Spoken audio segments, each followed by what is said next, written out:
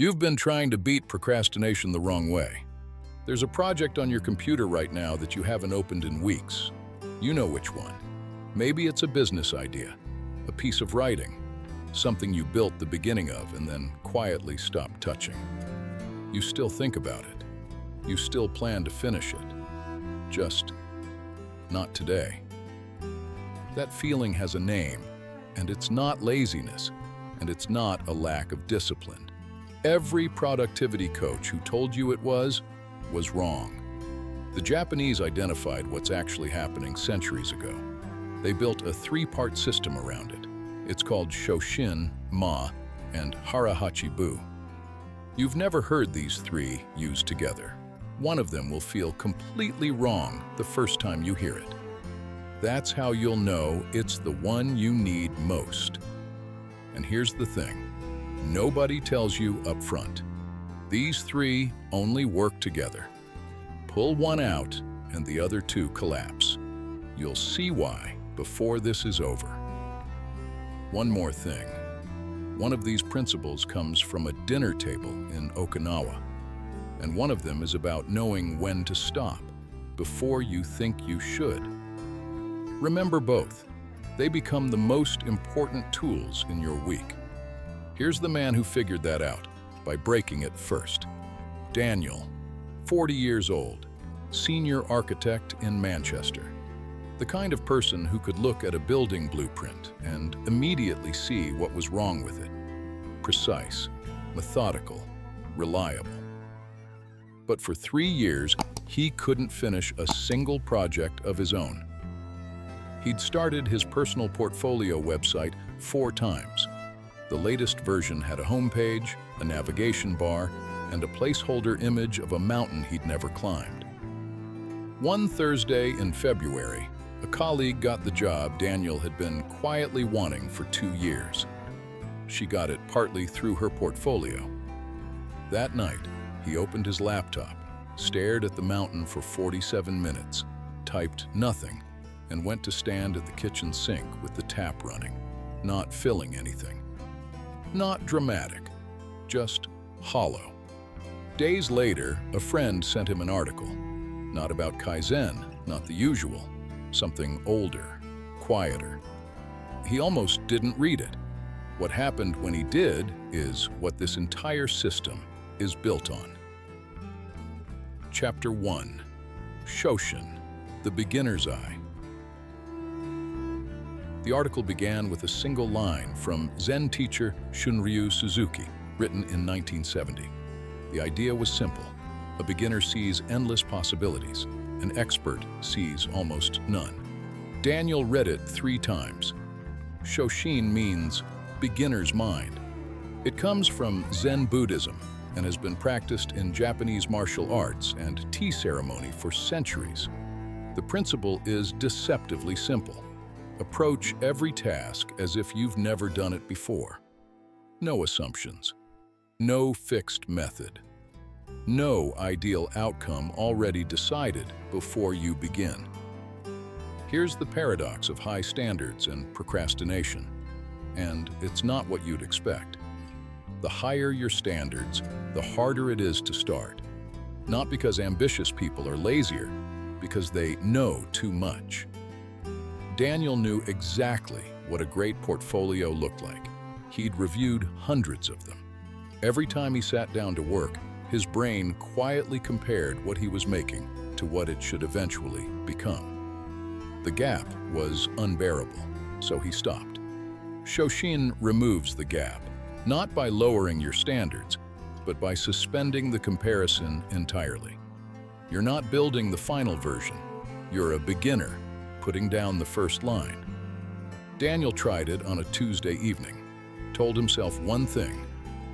I don't know how this will turn out. I'm just going to see what happens. He worked 38 minutes straight, closed the laptop without shame for the first time in 3 years. That was day 1. But there was a problem he hadn't seen coming. It would surface exactly when he thought he'd solved everything. Chapter 2. Ma, the architecture of empty space.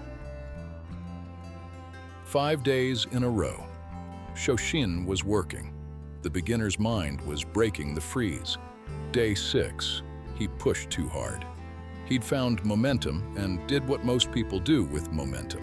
He tried to turn it into a sprint, 3 hours straight. By the end, the work was worse than when he'd started.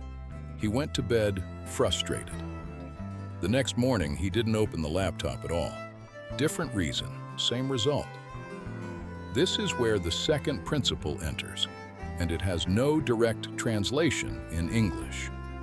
Ma is a Japanese concept of deliberate pause, the intentional gap between things, the silence between notes that gives music its shape, the empty room that gives a building its presence. It's not rest, it's not wasted time, it's structural silence, load-bearing space. Daniel understood this immediately through his own work. Japanese architect Tadao Ando, winner of the Pritzker Prize, built his entire design philosophy around Ma. Space is defined not by what's there, but by what's absent. As an architect, Daniel had always understood that principle in buildings.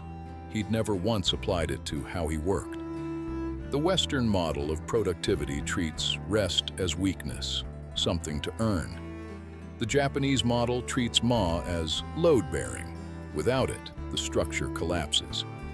He built it in on purpose. 40 minutes of work, 10 minutes of nothing. Not scrolling, not planning, nothing. Then a single decision. Continue or stop completely. The pause became the hinge. His resistance dropped.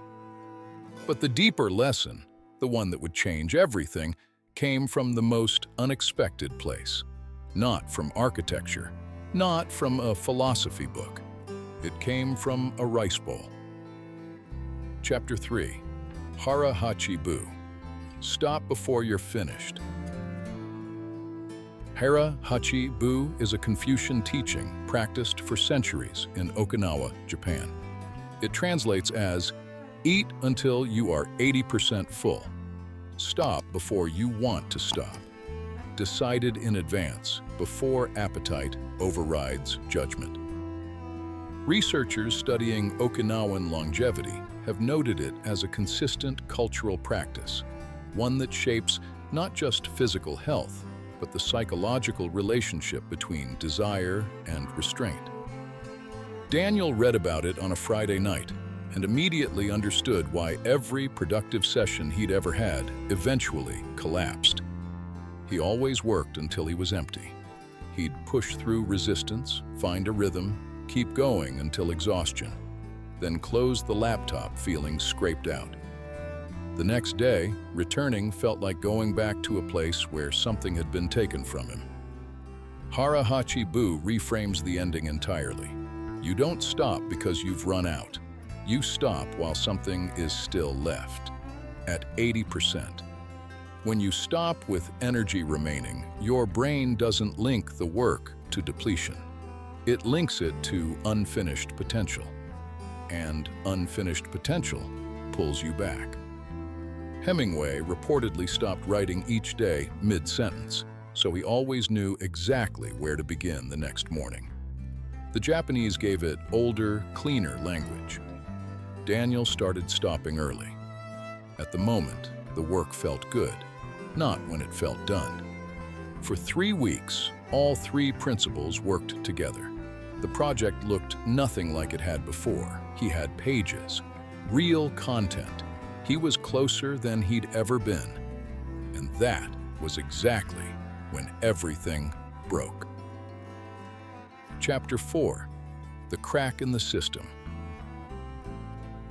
He didn't see it coming. Nobody does. Week 4. He told a colleague, "I'm nearly there." That phrase was the first sign. Shoshin faded. He was no longer exploring, he was racing to finish. The sessions got tense. The ma shortened. He stopped at 80% because the end felt close, and stopping seemed wasteful. 3 days later, back to staring at the screen without typing. He recognized it this time. That was different. He didn't run from it. He didn't build a new plan. He just sat with it. And he saw what had actually broken. Not one principle, all three. The moment he stopped treating himself as a beginner, the comparison came back. The moment he cut the ma, the pressure built. The moment he abandoned Hara Hachi Bu, he drained the thing that was pulling him back every morning. Shoshin without ma becomes reckless enthusiasm. Ma without Hara Hachi Bu becomes passive avoidance. Hara Hachi Bu without Shoshin becomes empty routine. They only work as a triangle. He started again. Beginner's mind, space on purpose, stop at 80%. This time, he didn't tell anyone he was nearly there. This time, something was different.